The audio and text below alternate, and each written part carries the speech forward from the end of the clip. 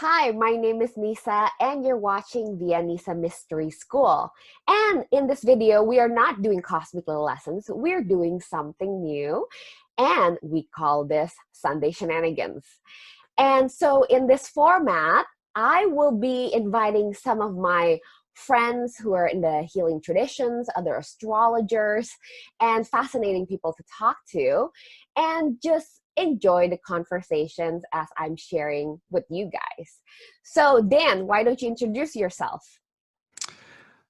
Well, my name is Dan Shukis. I am a young astrologer with I feel like I have a new podcast, but it's getting close to being a year of having.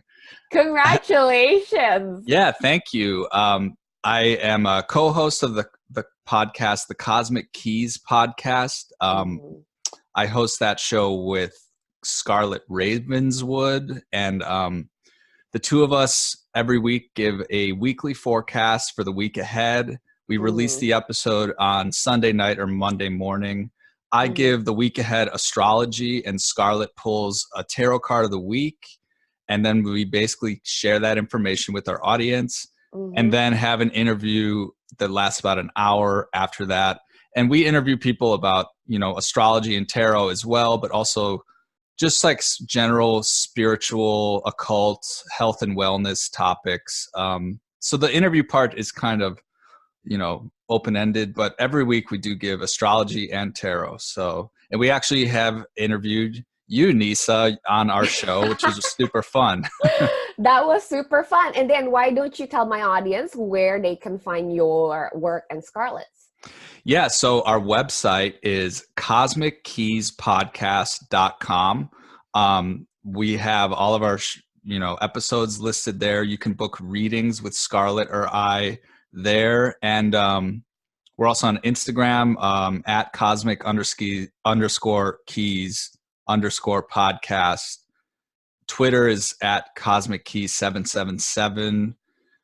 And I'm trying to think of what I'm forgetting. I think that's all of them. But yeah, Cosmic Keys Podcast.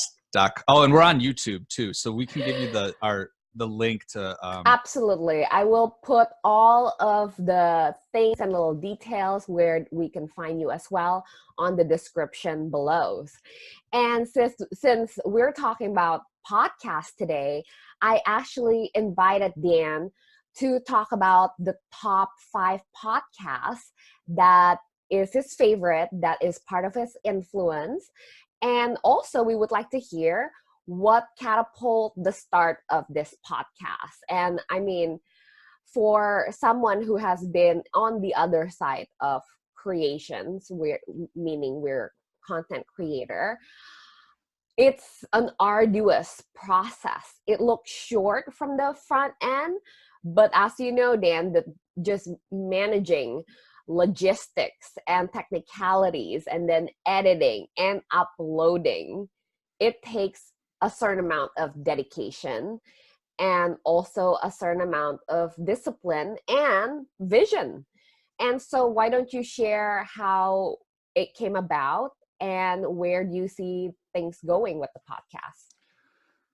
So the podcast came about, basically from me and Scarlet meeting each other. In 2017, I heard Scarlet on a paranormal podcast talking about her. She was talking about her her website and her blog, Arcane Alchemy. And she said she was from Chicago. And I was like, oh, they're like, and I looked up her Instagram and I just DM'd her like, hey, do you want to get coffee and just discuss these things? Because, I was into like the occult, astrology, all of that for years, really. And I back then, even in 2017, I had a job that basically I could listen to podcasts all day while working. So I was already a podcast head back then. And you're in this audio realm of transmitting informations, I guess. Yeah. And it's like, the thing I love about podcasts is you can have them on in the background while you do something else productive. So whether it's like chores, cleaning, work, driving, that job I had in 2017, I was driving all day. So I was a Mm-hmm. big podcast fan back then. And I just was like, hey, want to get coffee? And then, when we met up, we became friends, and we're sort of like, let's like meet other locals in the city and try to find other, like Mm-hmm. spiritually focused people. Mm-hmm. And we kind of did. It's still hard in Right. general, especially because like she has sort of more of a witchy background, and like that's kind of Uh-huh. like um the whole time I was sort of like, astrology is my thing. Astrology is what I'm focused on more. But Mm-hmm. I'm open to a lot of other stuff, and our show is kind of open to a lot of other stuff too. But I I mean, mean, Pluto and Scorpio just can't help it, you know? yeah, and I'm Scorpio rising, Scorpio moon, conjunct Pluto. So Right. Pluto, You just, it just pulls toward that realm yeah, naturally. that's like, it's like the Mm-hmm. ultimate thing. So to get back to how the podcast came to be, it's really kind of random. Like, you know, I was with when Scarlett and I were getting together, we would just like grab coffee in the city when I was like out working, and I'd be like, I'm gonna take a break. I'm on the north side. Mm-hmm. We'll just chat, and we'll talk about, our podcast. It was Right. just like we weren't talking about our podcast, but we would talk about the latest thing we heard about, the latest show we caught. We just like keep Mm-hmm. each other up to date.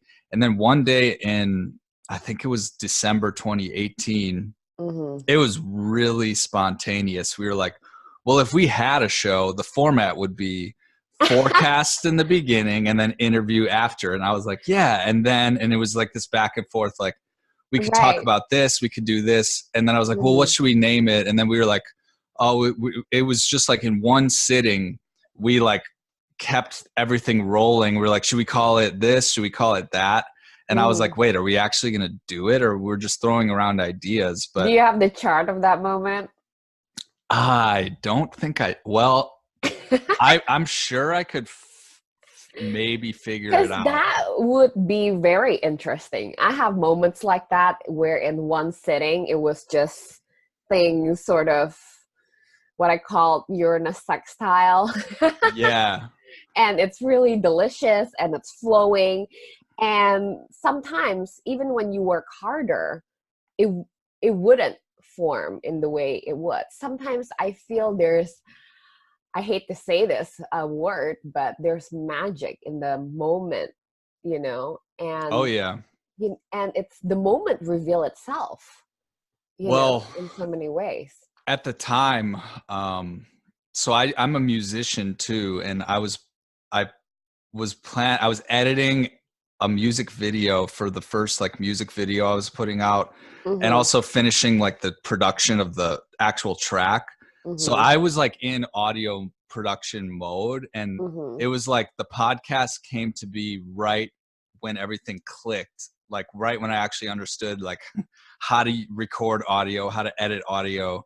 So it's like the minute I had the skill set to just like, because I like produce and edit the podcast just Right. myself.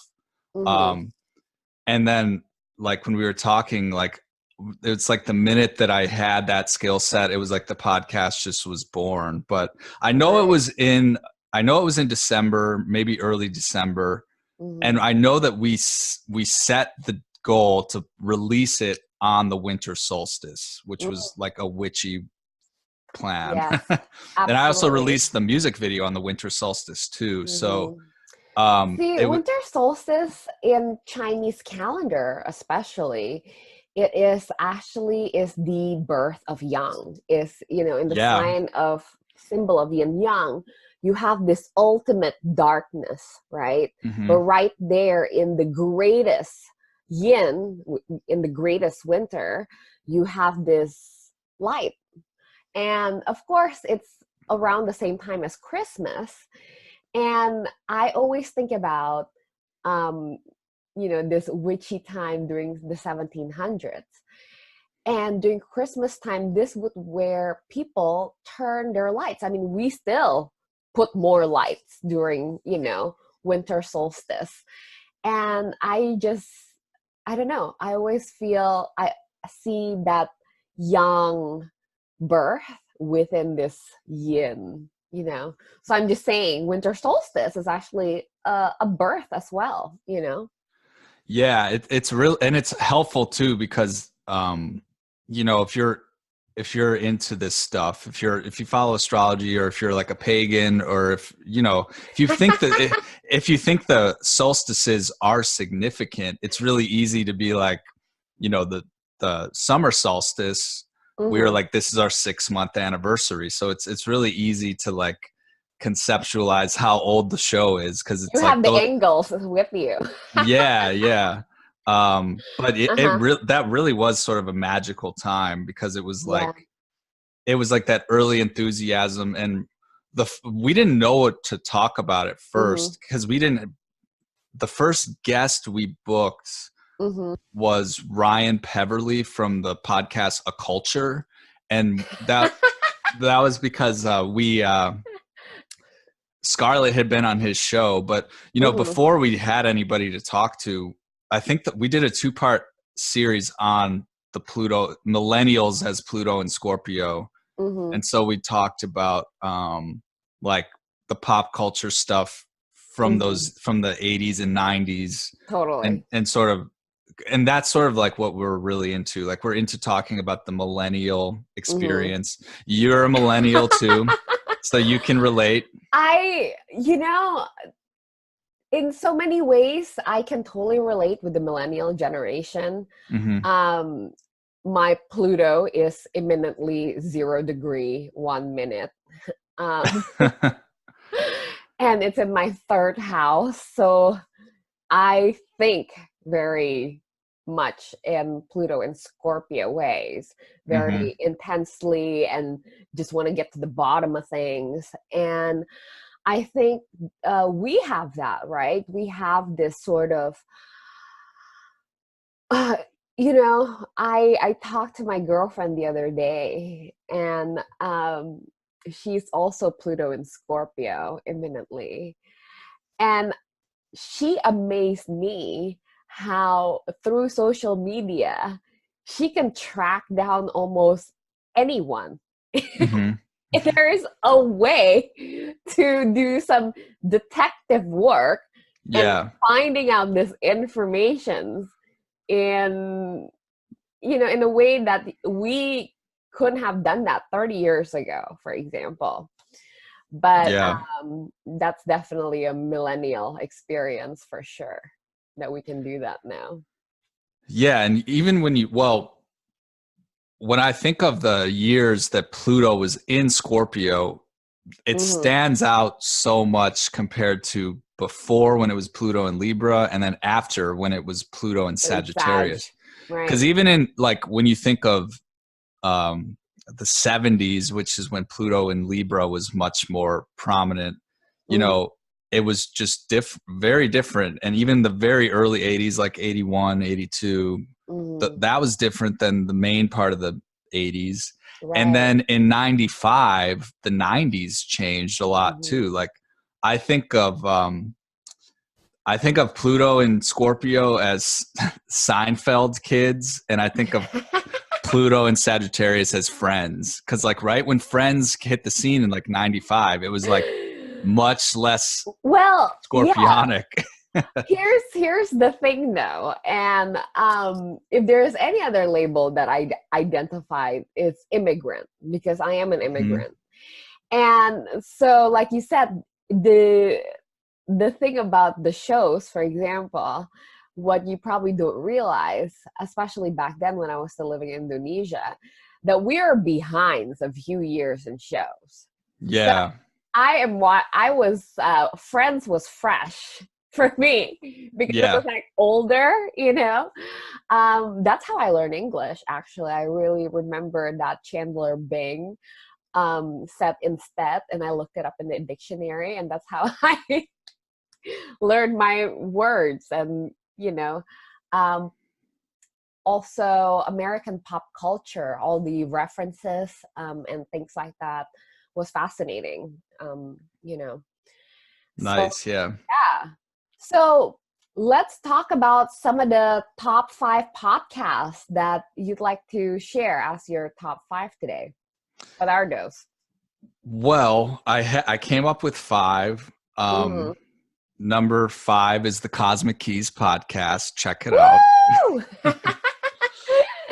Yes, it's definitely um it's it's cosmic, and of course because Scarlett's part of it, it opens this whole gamut of just open-minded conversation. I mean, you're UFO. I can use part of your content here.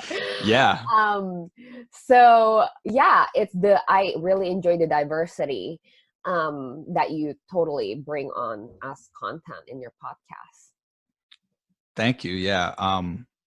Yeah, our show, it's kind we are inspired by the older shows like Art Bell, Coast to Coast AM, which is like just a radio show that's spooky and mysterious and interesting, where Uh-huh. you talk about fringe topics. Like that's kind of Mhm. what we are for the big chunk of our episodes. But every episode just opens with a little forecast section. So like you can learn tarot and astrology, but it's more than just tarot and astrology. But Mhm. besides our show, the first one that I have to give credit to is the Astrology Podcast, hosted Mhm. by Chris Brennan. Like I said, when I first met Scarlett, I was a podcast head, and um, the Astrology Podcast, for me, with the way that I learn, really was like what took me from being like a dabbler to like more of a professional, because I spent 3 years working with an astrologer in Chicago to learn my own chart. Mhm. But then right when I discovered the Astrology Podcast, I think I discovered it through Reddit. um, the first episode I ever heard, I remember this, was the what was it? The Saturn in Sagittarius, like 3 year ahead or whatever episode. It was like right in 2015, Right. when, because Saturn moved into Sagittarius, I think at the very end of 2014, Is that where your and Saturn is? that's my natal Saturn. Yeah. Okay, So yeah. So you're called by your Saturn return. As a lot yeah, of people, they're like astrologically, what the fuck is going on? So it's like, oh, it's Saturn return. And that seems to yeah. be the gateway to a lot of people learning about astrology as well. Yeah, so like Mm. the when Saturn moved back into Sagittarius in 2015, well, it was in 2015 fall Mhm. that it was in Sagittarius for the long haul. Mhm. And I remember it was, Chris Brennan, Austin Coppock, and Kelly Surtees talking about it.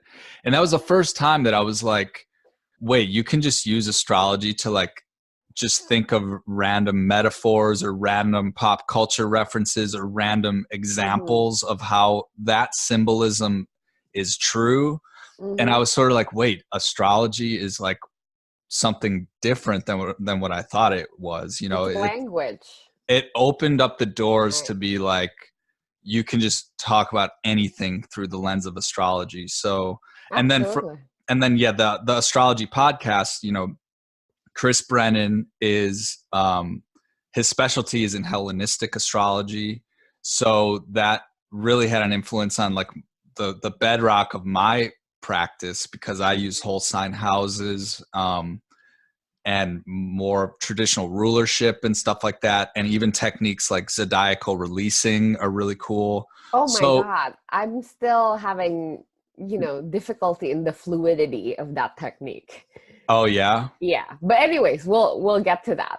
So um, like Dan, I'm also a loyal listener to the Astrology Podcast. yeah, And even a student of Chris Brennan. I studied his Hellenistic course. And of course, I love Thema Mundi. I wrote the whole 7 avatars of your psyche, which is a content core content of the Nissa Mystery School is to, this is where I'm doing my planet series, is just really drilling in this rulership and just knowing the basics so deeply and profoundly.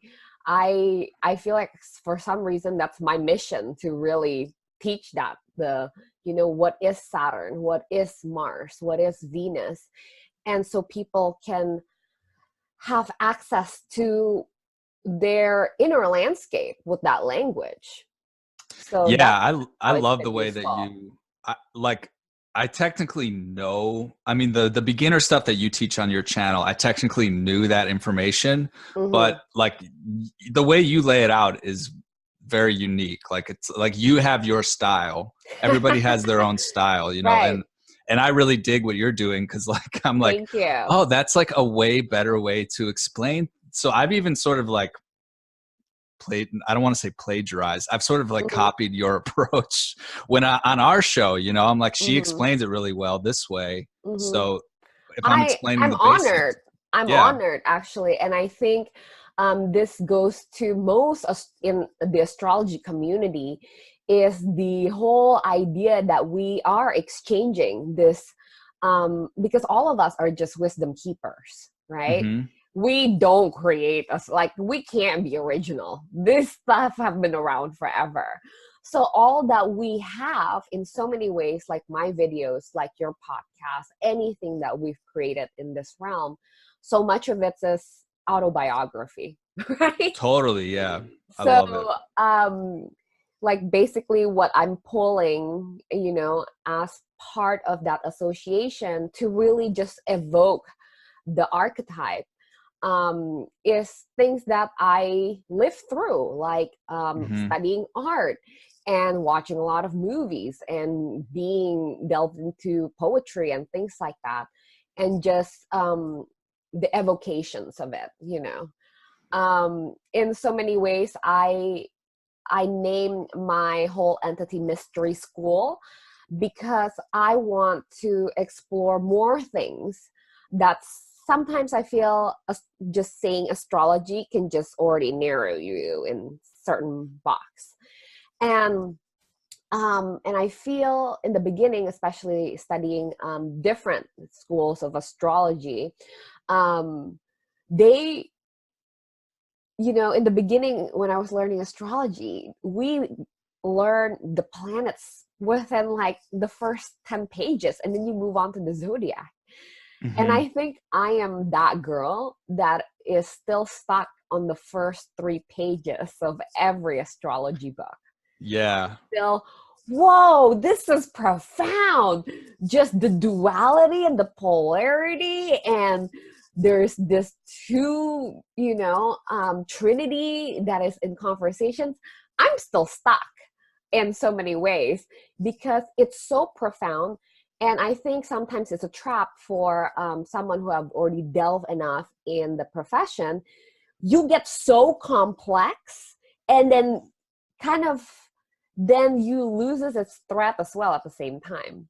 Yeah. So really teaching the basic for me every week, it really, even in my reading practice, I get far, right, in this aspect, and all, and then really forgetting just the basic stuff. Yeah. I think it's good to, well, that's the best part about having podcasts that Mm-hmm. give forecasts. Like Mm. I I learned astrology through experience, mainly Mm. experience of Right. learning my own chart, Mm-hmm. and experience of understanding transits to me, because Mm-hmm. when stuff hits my chart, I Mm-hmm. have to like draw the conclusion, like, oh, my Saturn return in Sagittarius in the second house, Mm-hmm.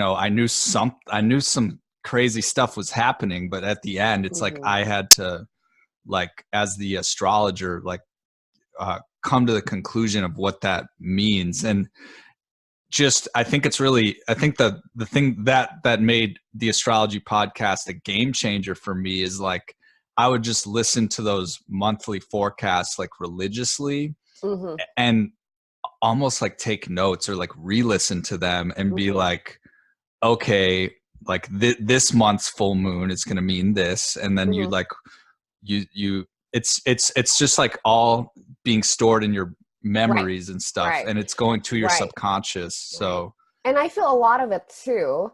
A lot of the things is, and I learned not only from Astrology Podcasts, but a lot of other astrologers out there as well, is I'm always interested is what they delineate, what they focus on. And this is, of course, is also differ from astrologer to astrologer, because everyone is grasping things very differently. For example, the whole tenure of this whole week, I feel is Pluto moon in conversation. So intensity of feelings, and everything is just becoming a bigger deal for some reason. And then you have this Uranus oppositions with all these planets in Scorpio. And it's just been sort of like deep, and then like sudden, things that have happened, like my computer died, for example.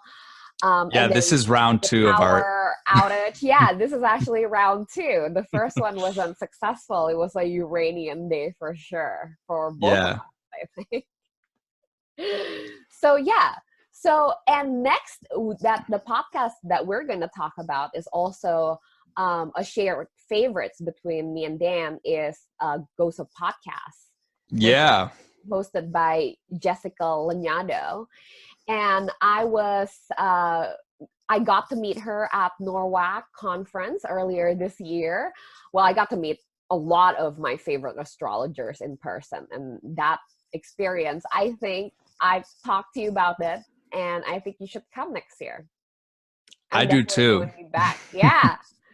I was there, and I met a girl, Elizabeth. Hello, I know you're watching this. So we're gonna actually share a room, and it's gonna be exciting to come back, and I am excited to have more conversation. Like, for example, I didn't really get a chance to say hello to Chris, even though we were emailing back and forth in person, just because of the overwhelming of the situation.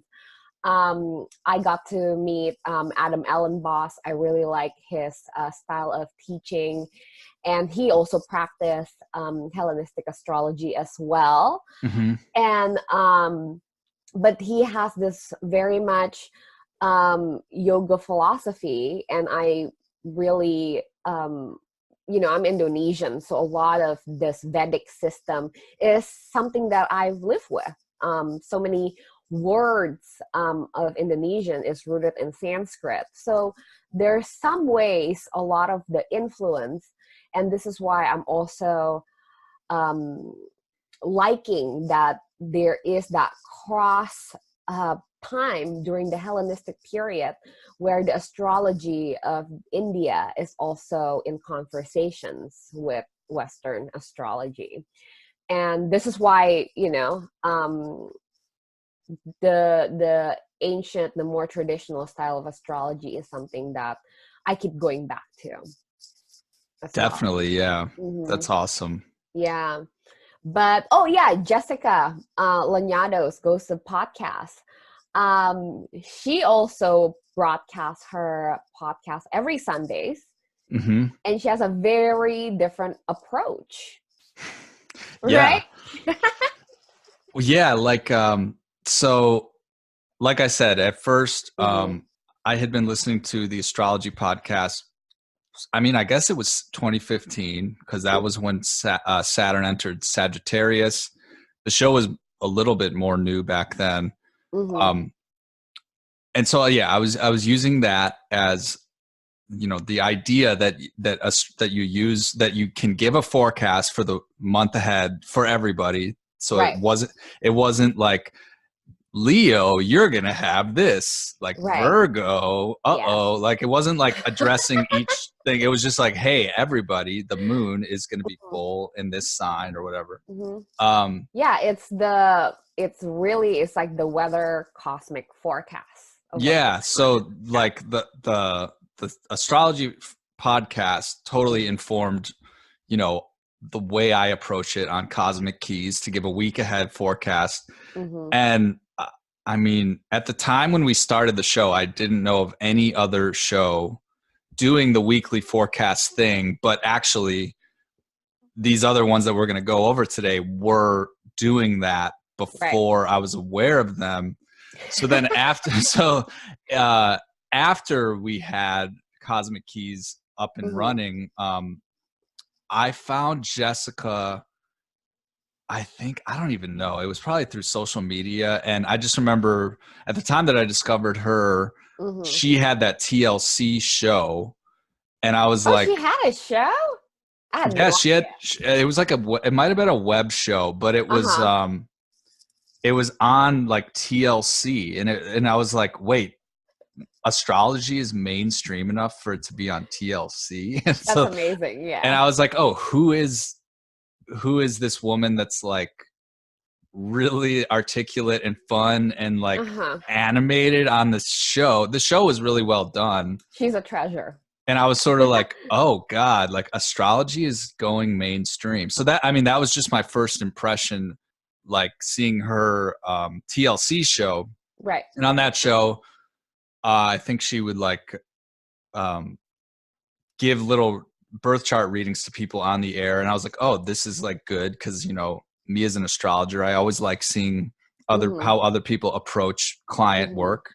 Mm-hmm. But then I discovered she, like, after following her Instagram, maybe I found Ghost of a Podcast Mm-hmm. and was like, oh, wait, there's more shows out there that have this format of, you know, a Sunday night, Monday morning show where you give the week ahead weather Right. and then maybe something extra on top. And Mm-hmm. the extra thing on her show is Ghost of a Podcast opens with like usually like a listener email or something, like where Mm-hmm. a specific thing is addressed, and then Jessica will answer the question astrologically. So she'll say like, Right. well, you have a T-square in your chart, this means this.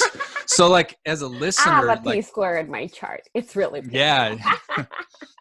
So as a listener, Uh-huh. you can kind of just like absorb it. That's what I think is the key of astrology Mm-hmm. podcasting, is absorbing the information Right. directly, because you're hearing a real life astrologer address a real life client with their real life problems. Mm-hmm. And then you're like, oh, okay, that's what a T-square between Saturn and whatever Neptune or something it Right. means. So Mm-hmm. yeah, I really love her show and her approach, and she's definitely been around longer than me. I consider myself a young astrologer and a new astrologer. Mm-hmm. And I mean, I'm sure everybody is learning throughout their entire career of astrology. You're always picking up new Right. things. But Yeah. I have You a just signed shorter, up for it. yeah. So she, like when you're at her level, when she's been doing it for over a decade, I don't know how long, but She's she's been doing it for a long like time. since the She's in her 90s. Yeah. right, which of course I was surprised actually because she always appears so youthful. And I found her through the Girl Boss Network, and she's the resident astrologers. And again, her approach is so fun, so real as Hmm. well. She doesn't like to sugarcoat things. She's very Capricornian that way. Yeah. Virgo that way, who's like, give me the reality. So, Yeah. yeah. And I learn, well, I enjoy listening people doing client work. Yeah. And in so many ways, I might do that in this format as well. We'll see, because I'm just trying this format. So now I'm excited to already, but there is so much easiness. You saw Cosmic Little Lessons. It's less than 10 minutes, most videos. Mm-hmm. But the work behind it, it's so much, because it is so hard to do a monologue. Yeah. It's so hard when there's no other human beings and you're just camera. There's a way that it just, put a spotlight and you just tensed up in so many ways.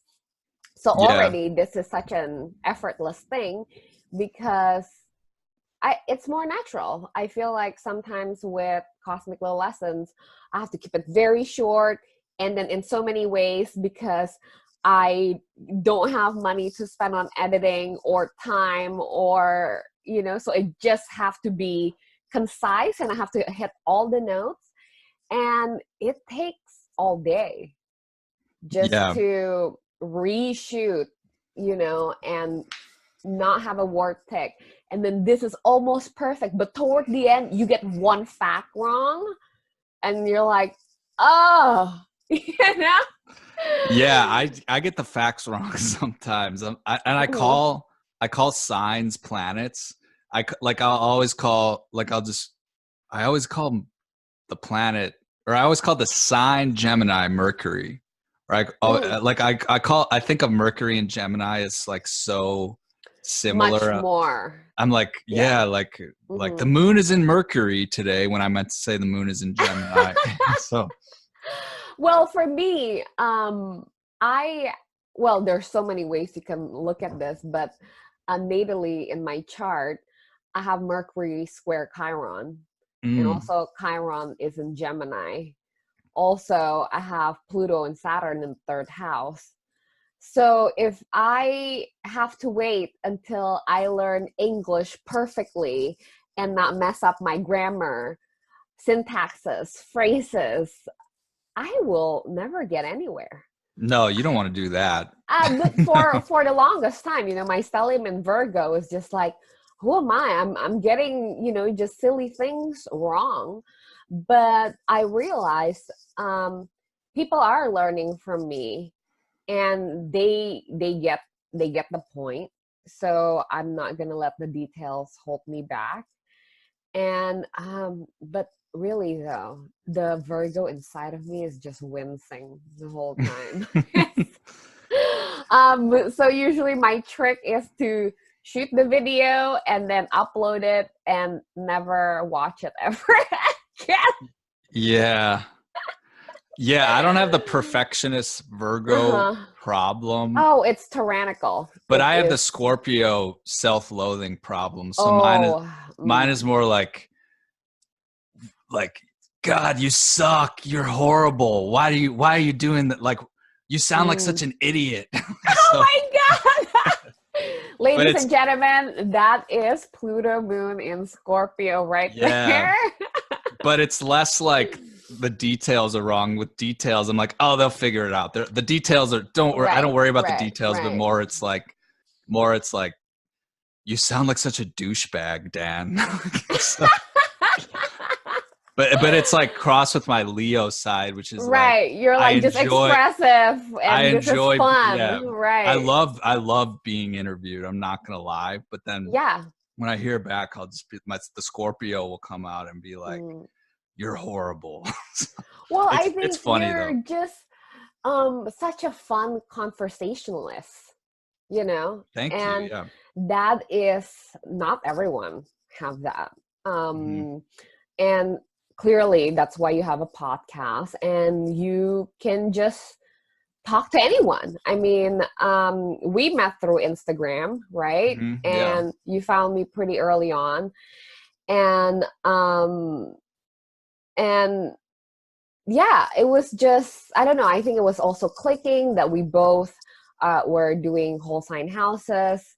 So in so many ways, I guess we went through the same educations of Astrology Podcasts that kind of now have grouped this selective people, Pluto and Scorpio, to have a very school of thoughts. And I think we're speaking on behalf of a lot of astrologers in our generations, how much we learn from you know, the fact that Chris Brennan went to Kepler College is everything. Well, I think he's Pluto and Scorpio Yeah, too. yeah. So, I and think his he's Pluto like is like 3 degree. I think you and him are really close in age, because you Yeah. and him and a few other people, because I think like the people with like very early Pluto and Scorpio are like, that's like potent. Like that's when it's like boom, right when that change happened, when Pluto entered Scorpio. Sort of like the elders of the generation.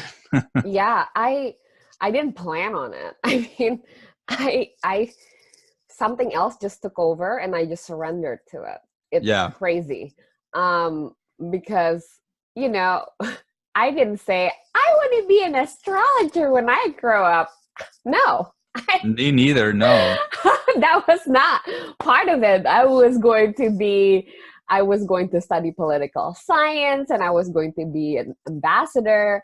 That was, you know, when I want to be when I grew up. And in so many ways now, I feel like we are the ambassador of astrology. Especially we're changing the paradigm and we're introducing more conversations about the whole sky astrology, not just sun signs astrology.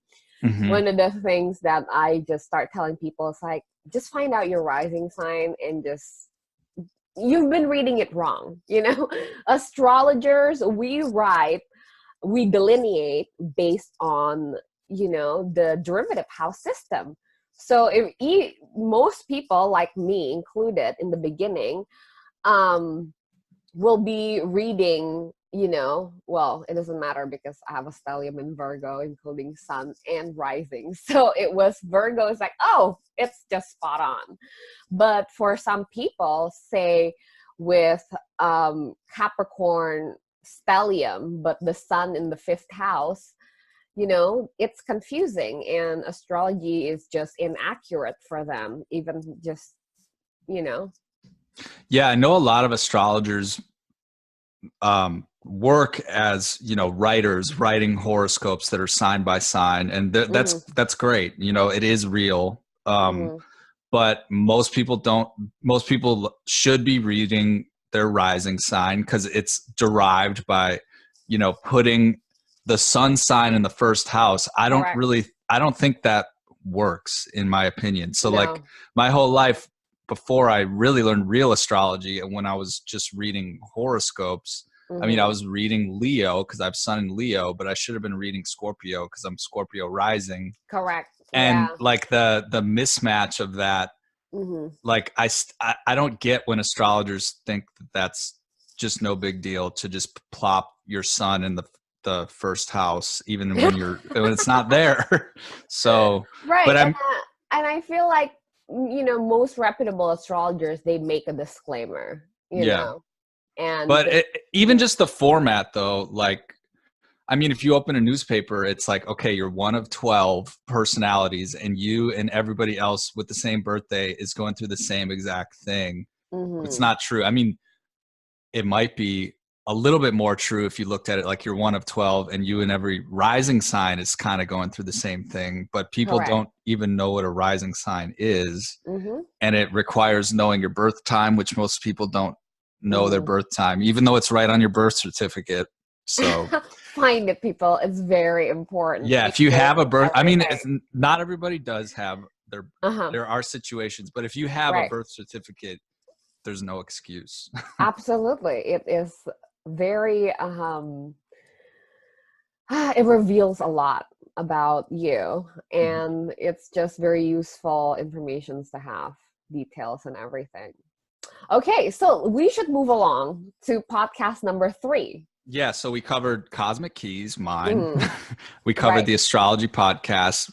We covered Ghost of a Podcast. Right, so we're actually number 4 now. Number 4 is I discovered via the Astrology Podcast because of Kelly Surtees is an astrologer that is featured on their monthly month ahead forecast on the Astrology Podcast.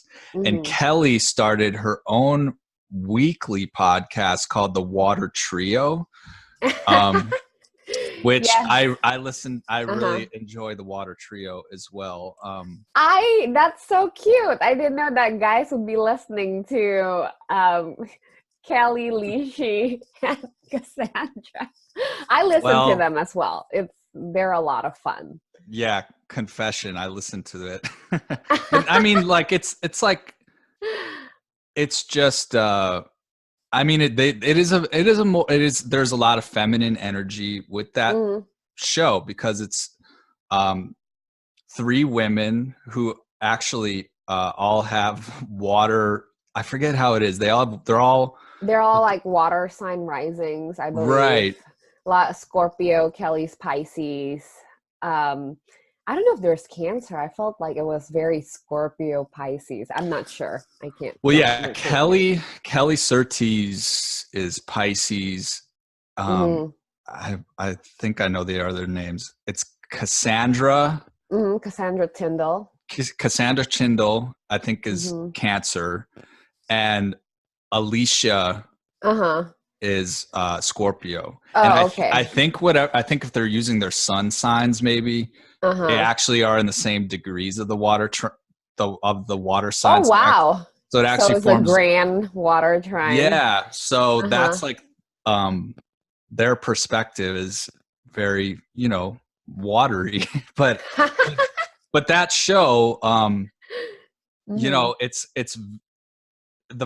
it's like just listening to three astrologers talk astrology Mm-hmm. casually, Mm-hmm.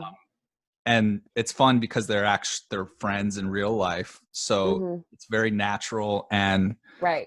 again, it's just like with the astrology podcast, with Cosmic Keys, with Ghost of a Podcast, you Mm-hmm. know everybody interprets their everybody interprets transit differently, Yes, definitely. so Autobiography yeah. again. So in my show, I'll say that the moon in Scorpio means one thing, and then you hear these other shows and they put a little bit of a different spin on it.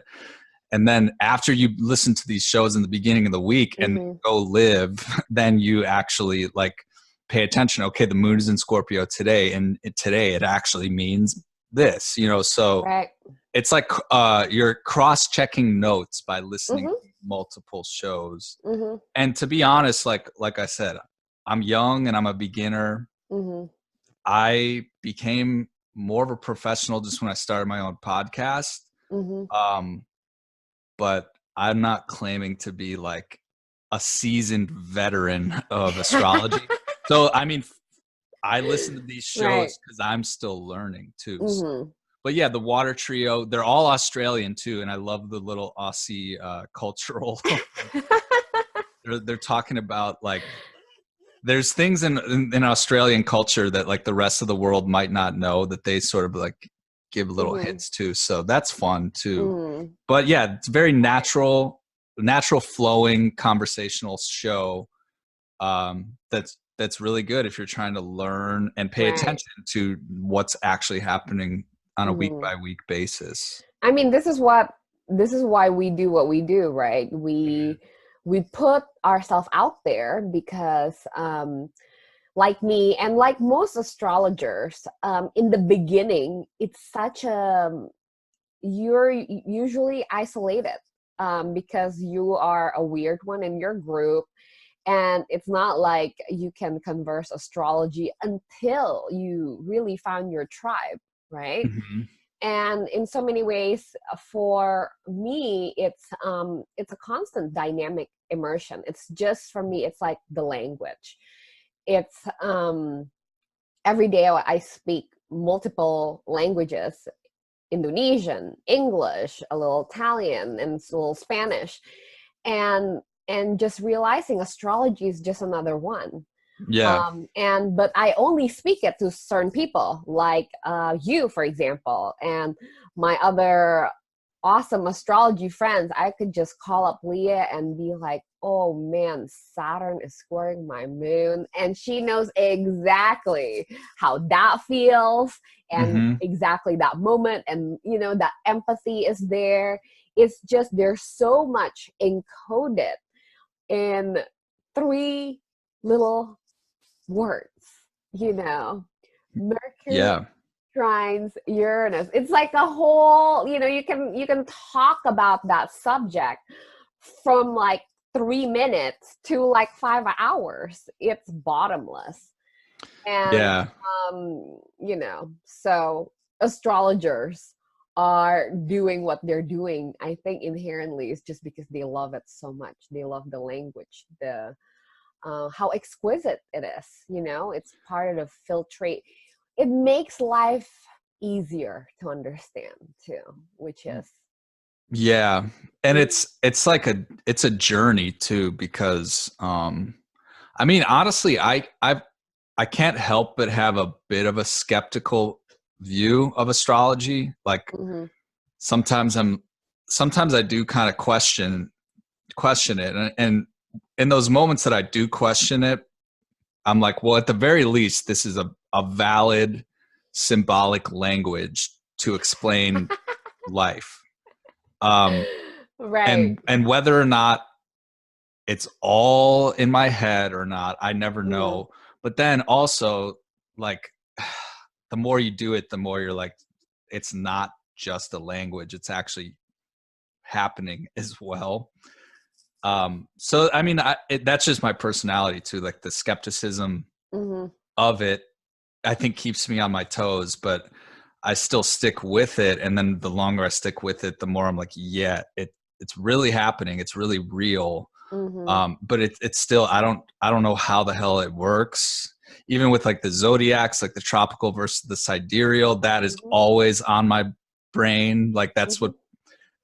what irritates me the most is that it's not perfectly one system, that there's two systems, Right. And I feel I had this conversation with one of my mentor, and um, my mentor actually practiced Western sidereal. Okay. And it's so weird for me because I didn't follow his step, even though he's my teacher and everything, and I have my own mind and my Hmm. own decisions of which house system, which timing techniques I'm going to use, and things like that. And recently we got together, and when I came over, I basically brought my chart in 8 different renditions. Oh, wow. So not only I was looking at the sidereal, and then the not Raman calculation, the Lahiri, and both, and then I was looking into my quadrant tropical. I was looking into my whole sign. I was looking into my solar return chart, and I asked him, not because he's also very fluid in all the system. And it was a very mercurial day Yeah. because we never ended up deciding on which one, but we jumped around, and I wanted to be that fluid as well, to be like, okay, we're on this gear now. So I'm like, oh wait, so I'm like Moon Venus in this house system in the first house instead of like and kind of but I think my biggest work is to not make something not true. I just feel in so many ways it's like a piece of music, right?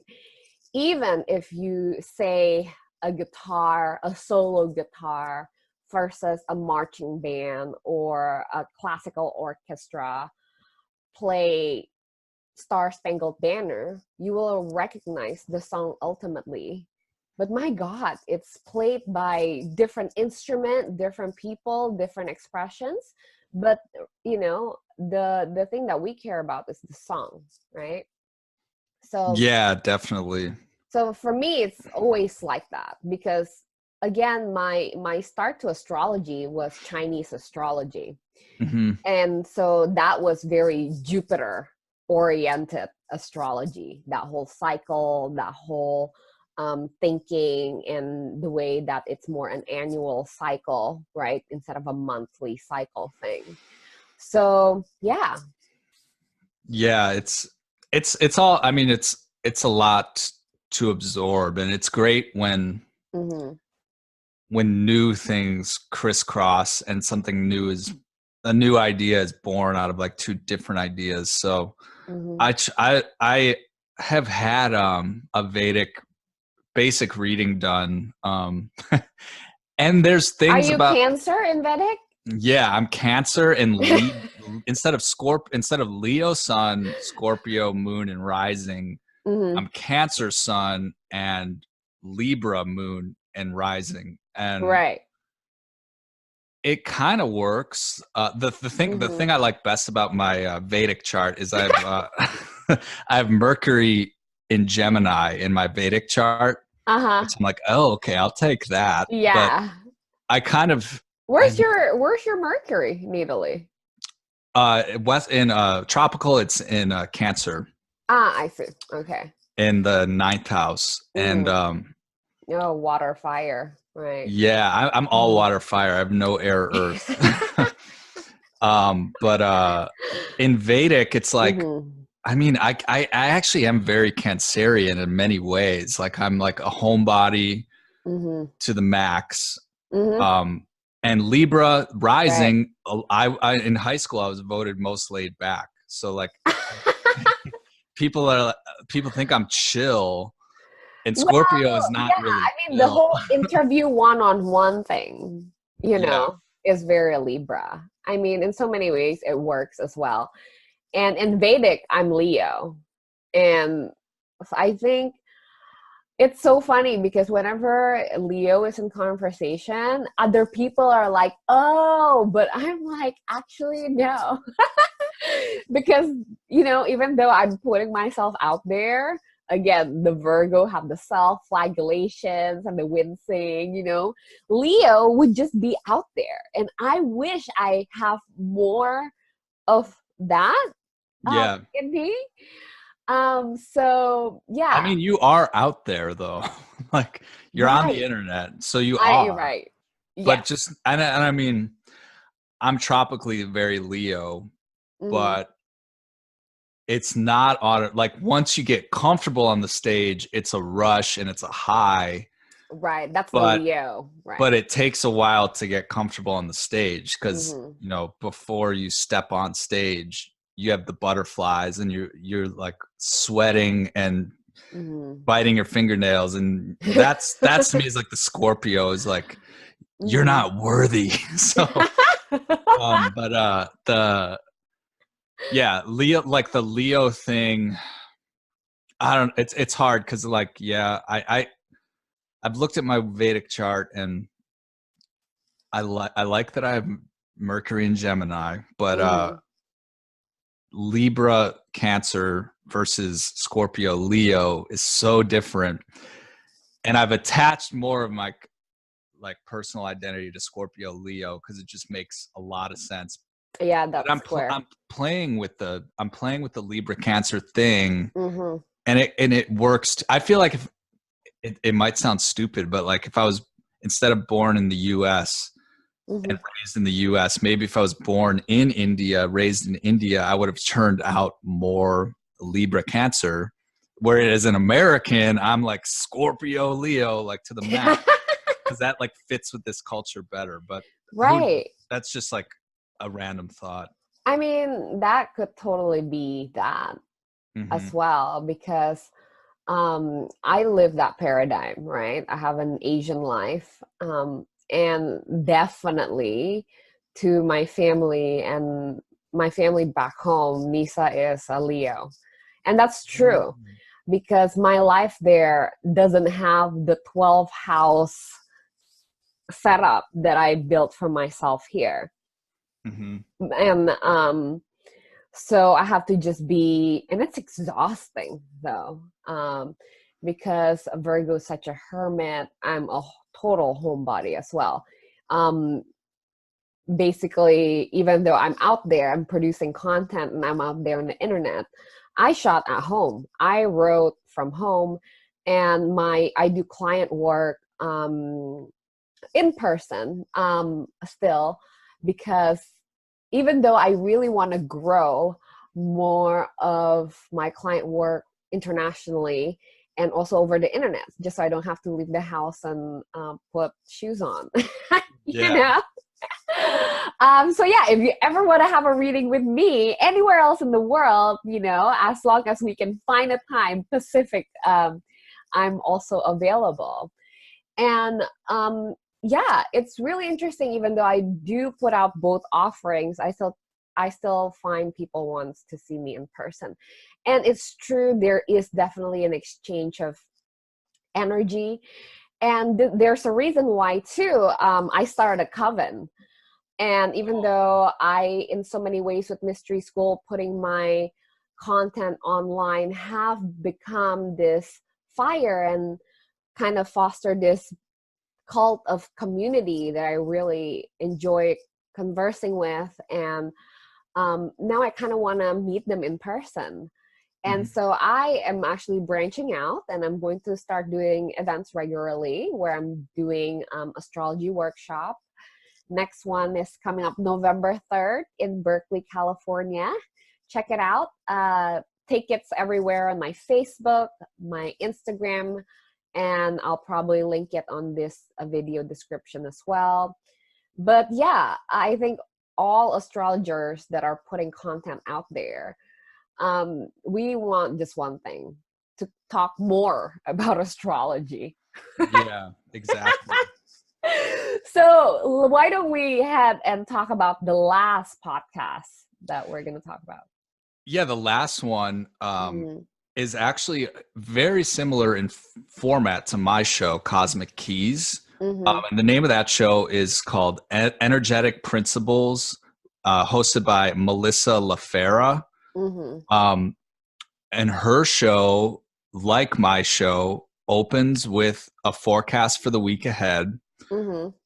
She also pulls some cards, which is similar to our show, right, to clarify the message. Yeah. Then when the forecast section is over, she has a long form discussion. It's almost always about astrology, though. So it's actually very similar in format to our show, even though I wasn't aware of her show until after we came up with the concept of. So Totally. we didn't copy her, but right. Her show, I have to give her props. The forecasts are very thorough. She of everything of the weekly shows that I've mentioned so far, I think hers is probably the most thorough week ahead forecast. She actually goes into a lot of the moon aspects of the week. So like she'll go day by day and even say like, yeah, in the morning the moon will be squaring this, but then in the evening it'll be trining this. Wow, that's pretty detailed. Right. Yeah, and so it is super detailed and super clean and organized. And I listen to it too because like I like to ignore the moon, which is not good to do because you're a moon ascendant. Well, right, yeah, but like I don't ignore the moon, but I usually it's like when I start the day, I'll know that the moon is in a certain sign or whatever, but I'm not always thinking like, in the morning the moon is going to aspect this planet, in the evening it'll aspect this other one. And the moon is like the moon hits you the hardest, the quickest, the most noticeably. So it's what's manifesting. Yeah, I like energetic principles forecasting for that. Like like I said, her forecasts are really thorough. And then in the interview section, I could be wrong, but I think it's like almost always they're talking astrology in that section. So it's another great way to just like absorb more astrological information. Yeah, right. You can never get enough. Like literally, that's our job as astrologers to keep absorbing. So that's a really great show that I would definitely recommend people listen to. I think that's the thing about most astrologers I really like is there's the sense of wisdom keeping as a community. You know, it's Definitely. just like we're just in the service for this to pass on to the next generation in so many ways. Exactly. Yeah. And I mean, everything. I mean, yeah, it really is like your channel is called Mystery School. It really is like a wisdom tradition. So It is. Yeah.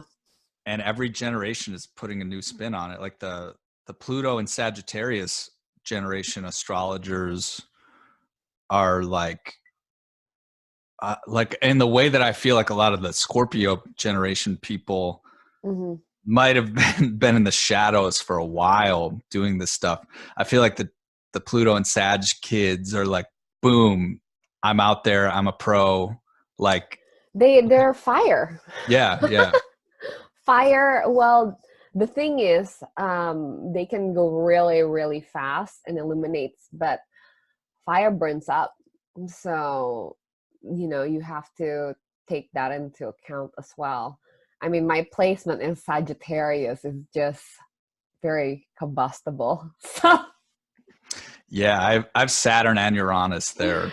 oh, together? How close? Not well. Scarlet actually has a conjunction between those two planets in Sagittarius. Oh, So damn. the two of us had our Saturn returns at the same time, but Mhm. I have it in the second house, so it's like a Uranian view of money plus a Saturnian lack of money. It's like, ugh. But on another show, Uh-huh. we had a guest that was talking about how the how the Saturn and Sag people, the common theme was that when they hit their Saturn return, the thing was like, how do I avoid adulthood and avoid the real world and keep being a kid forever? And that's kind of like, when I was like really working more on my art life and learning more Right. about astrology, and just so that I don't have to be in the real world rat race quite as hard. I So feel like I actually had a completely reverse Saturn return. I feel I've always been old, firstborn child, and a lot of responsibility in my early age. And until I had my Saturn return, also I lost my mother during that period. And but and there's something to say when you lose a parent. It is the biggest grief you'll ever experience, but it's also one of the biggest liberation you will ever experience at the same time, because you no longer need anyone else's approval. Usually, inherently, we want to make our parents proud. So until, you're liberated from that, there's that, I see a lot of, especially with Asian kids, a lot of guilt, a lot of that ties that really bind them and from their full expression. And I felt, I think had my mom had been alive, will have mysteries? Probably not. yeah. But at this point, I can really do whatever I want. I'm kind of like a kid in the candy store. Yeah. And also earlier part of my adulthood, I feel like I've always have been in a partner, like, and I'm like basically married my whole late teens all the way up to early 30s. And again, when the whole, and then I've been single now for some time. And again, it's kind of like, wait, while everyone else is kind of living the life that I've lived in my 20s, which is very domesticated, very career oriented, that is a lot more accepted by the consensus public, I guess, definition of success. But I'm just like, didn't work out. Let's start a mystery school instead. Yeah. That's what happened.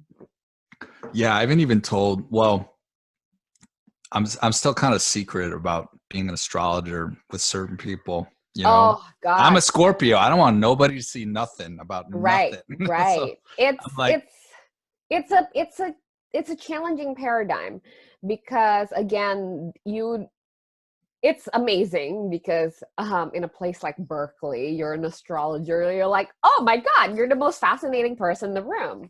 mm-hmm. And in San Francisco, you're an astrologer. It's like, oh my God, what is she thinking? You know, there's this whole, Yeah, and that is pretty much within 7 mile radius of difference of reaction, right? And um, in so many ways, I feel I came out already. So there's no there. I mean,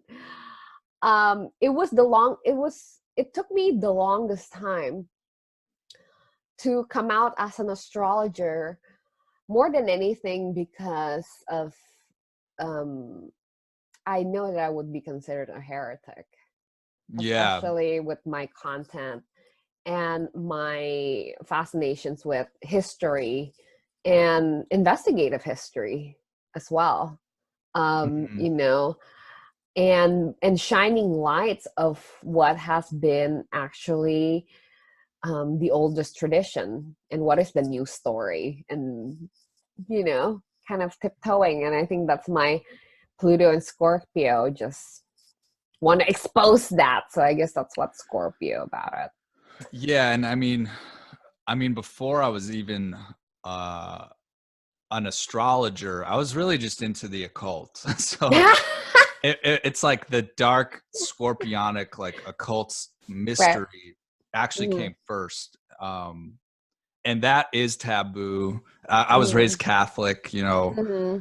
and it's not even like, it's really not like most people in my family would care, but there's just like a handful of people that it's like they can never know. Like if they heard the term witch, it'd be like, get the demons out of him or whatever. Like he is full Yeah. of demons, you know? So, and um, I really struggled with that Mm-hmm. years ago, like even before my Saturn return. Mm-hmm.